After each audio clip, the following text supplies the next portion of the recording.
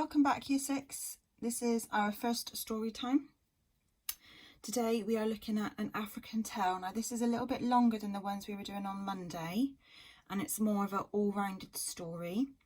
But again, it does teach us a lesson. It does include those typical African features such as speaking animals, realistic settings, teaching you something by the end of it.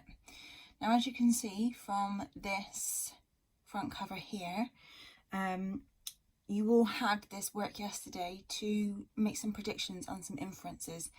Unfortunately, none of you guessed the title to be correct. I was secretly glad, because otherwise that would have meant you've already read it. But quite a few of you used your inference from previous lessons and guessed that she might be something to do with royalty. Now, your reasons you gave for that were obviously to do with her gold beading on her hair, the fact that she's got a purpley reddish necklace on, and we know that purple means wealth, and the fact that she's got some really nicely decorated clothing on. So we're going to read this story now. You can pause it at any time. I am sat underneath the light, unfortunately. I can't change that, so there's a little bit of glare, but I'll try and move the page so that you can't see it. So this is Mufaro's Beautiful Daughters, and it was inspired by a folk tale that was published in 1895.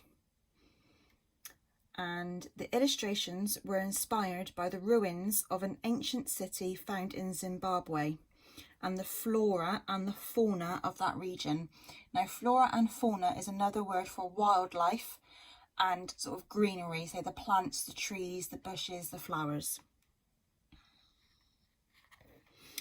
The name Mufaro means happy man, Nyasha means mercy, and Manyara means ashamed. Nyoka means snake. The author wishes to thank the Afro-American Institute of the Zimbabwe Mission for their helpful assistance in the research of this book. So as you can tell, the author of this book hasn't just written a random tale. He's actually done some pretty significant research to making this book culturally accurate to the African community. So as you can see, there are some lovely illustrations here. Okay. I will show you each page in turn as I go. So,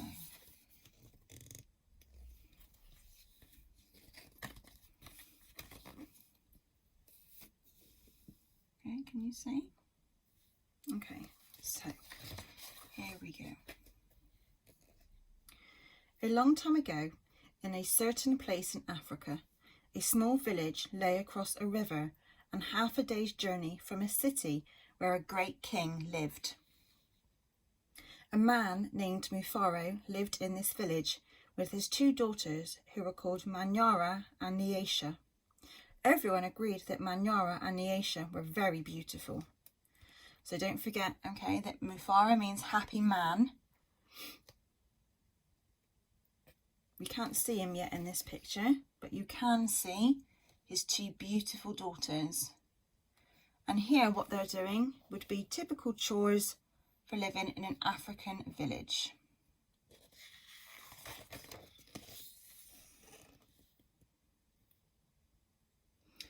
Manyara was almost always bad-tempered. She teased her sister whenever their father's back was turned, and she had been heard to say, "Someday, Nyasha, I will be queen, and you will be a servant in my household." "If that should come to pass," Nyasha responded, "I will be pleased to serve you. But why do you say such things? You are clever and strong and beautiful, so why are you so unhappy?" As you can see here, look, Manyara is not a happy person.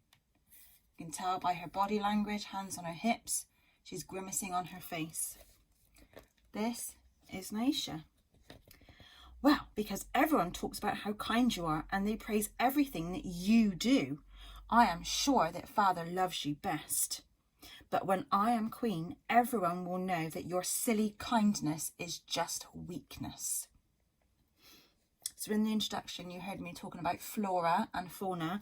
This is a lovely example of that here. Nice bright colours, green, fresh leaves, vibrant petals.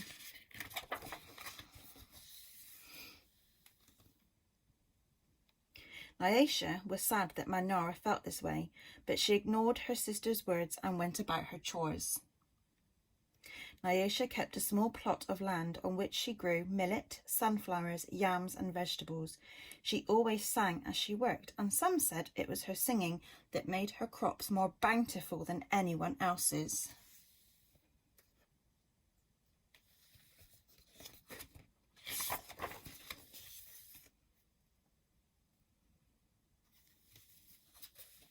One day, Nyasha noticed a small garden snake resting between a yam vine. "Good day, little Nyoka," she called to him. "You are so welcome here. You will keep away any creatures who might spoil my vegetables." She bent forward and gave the little snake a loving pat on the head. Then she returned to her work. From that day on, Nyoka was always happy. He was at Nyasha's side, and when she tended her garden, it was said that she sang all the more sweetly when he was there. You can just about see him here.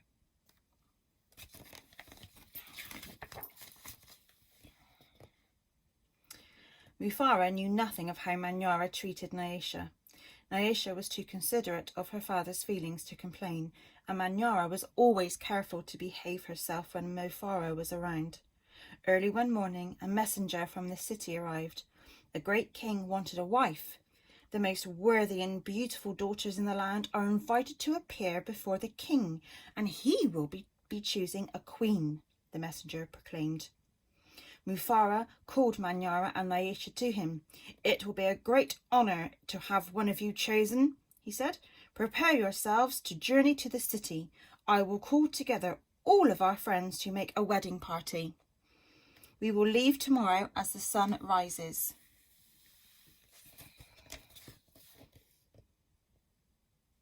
Mufaro beamed with pride.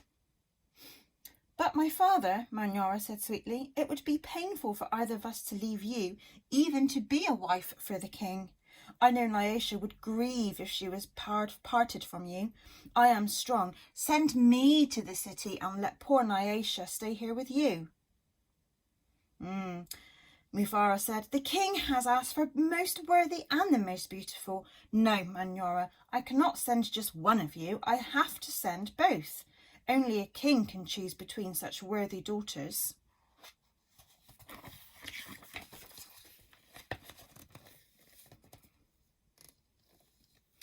That night, when everyone was asleep, Manyara stole quietly out of the village.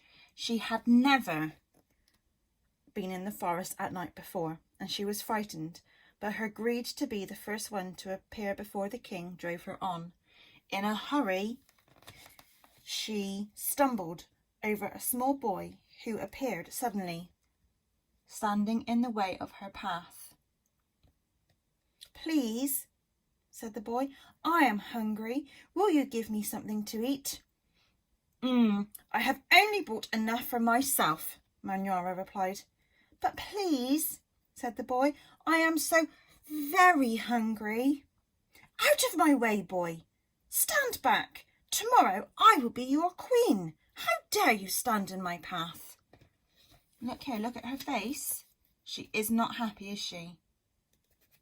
She's not happy at all.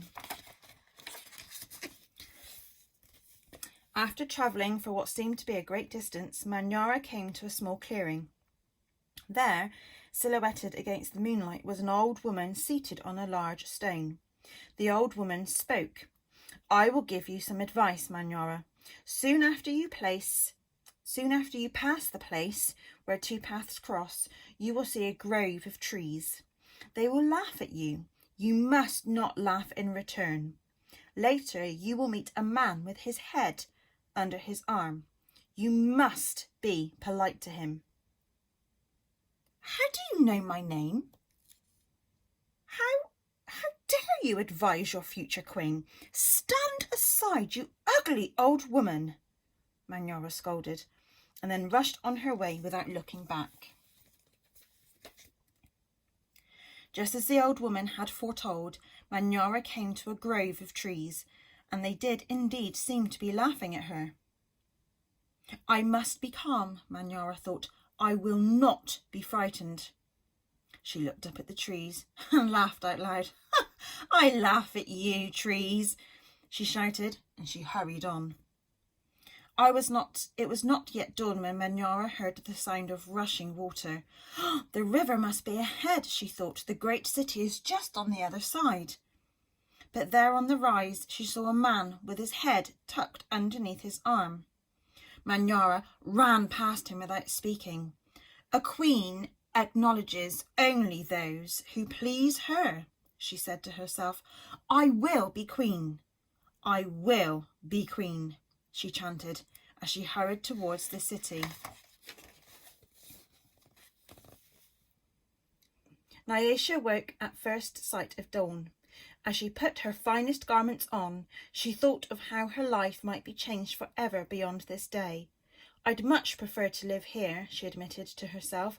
I'd hate to leave the village and never see my father or sing to little Nyoka again. Her thoughts were interrupted by a loud shout and commotion from the wedding party assembling outside.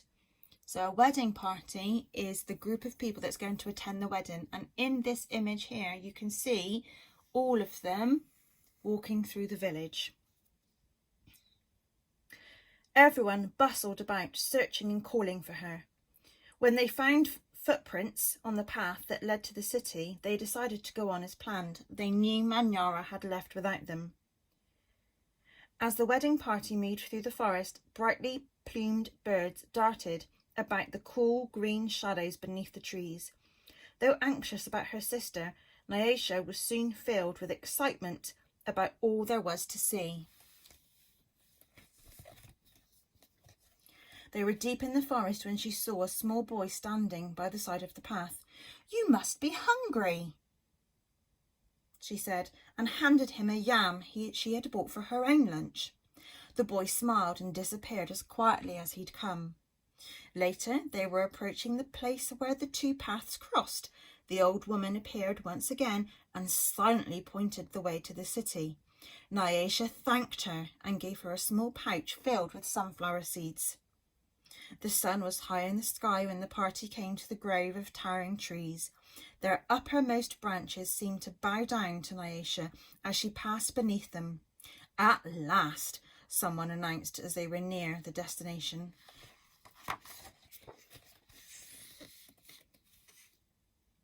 Nyasha ran ahead and topped the rise before the others could catch up with her.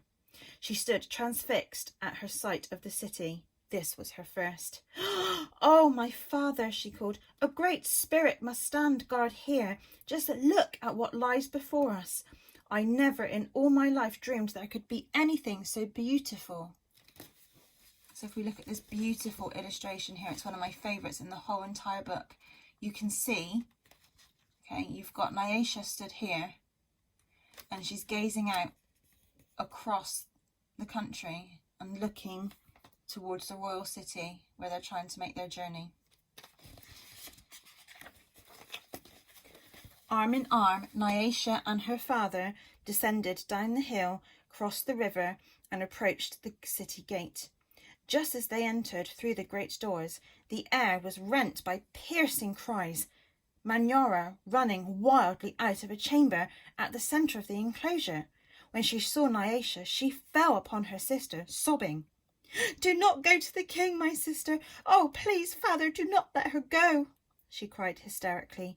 There's a great monster in there, a snake with 5 heads. He said that he knew all of my faults and that I had displeased him. He would have swallowed me alive if I had not run. Oh, my sister, please do not go inside that place. It frightened Nyasha to see her sister so upset, but leaving her father to comfort Manyara, she bravely made her way into the chamber and opened the door. You can visibly see here, look, her sister is quite upset.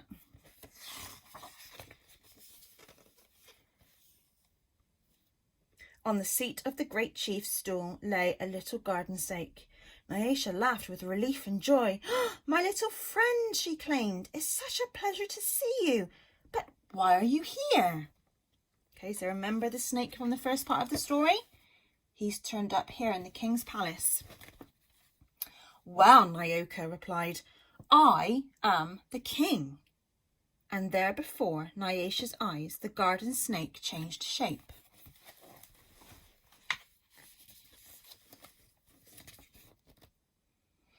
I am the king, but I am also the hungry boy with whom you shared a yam in the forest, and the old woman whom you make a gift of sunflower seeds. But you know me best as Nyoka, the snake, because I have been all of these people. I know you to be the most worthy and the most beautiful daughter of the land, and it would make me very happy if you would be my wife. Okay, so the king was testing both of the sisters to see who would respond in the kindest, most beautiful way. Therefore proving that beauty isn't always about how you look, it's about how you act and how you hold yourself as a person. And so it was. A long time ago, Nyasha agreed to be married. The king's mother and sisters took Nyasha to their house, and the wedding preparations began. The best weavers in the land laid their finest cloth for her wedding garments. Villagers from all around were invited to the celebration, and a great feast was held. Nyasha prepared the bread for the wedding feast from the millet that she had brought from her village. Mufaro proclaimed to all who would hear him that he was the happiest father in the land, for he was blessed with two beautiful and worthy daughters, Nyasha, the queen, and Manyara, who became a servant in the queen's household. There is a picture. Okay, so this lady here is the king's mother. And if you noticed here, this is Nyasha's hair, which is how she had it on the front cover. Okay, so we can infer that here she was getting ready for her wedding. And there we have it. We have the full picture. I might turn it that way actually for you all to see. I don't know how that's going to work. We have the full picture here. Sorry, I'm not very good at this, you guys. And as you can see, this part of the front cover was taken, and this was their wedding. Okay, so you've got the white flag. White is for the wedding. You've got the mountains in the background. Okay, so that was our traditional African tale. I understand that this has been quite a long video, but I hope you enjoyed it.